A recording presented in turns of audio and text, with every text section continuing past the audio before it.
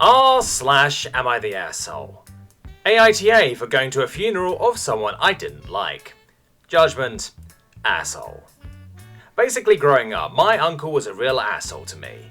Because he was close to my family, he was around a lot and would often embarrass me or lose his temper easily.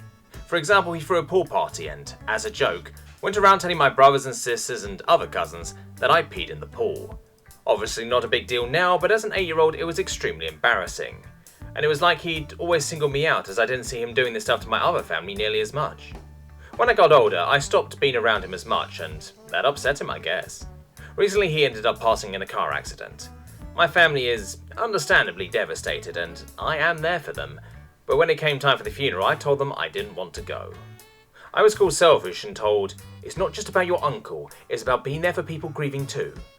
Eventually, I gave in and went. The funeral was pretty big as my uncle was popular.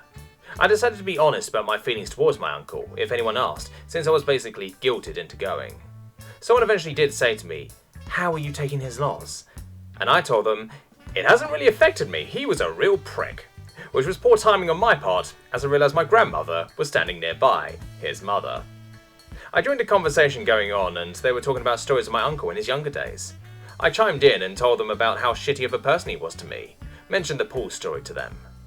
Eventually word was getting around and my dad came out to me and told me to stop saying bad stuff about my uncle. I told him, I am just being honest, you wanted me to come after all. This set him off and he told me to get the fuck out, loud enough that people standing near us were watching.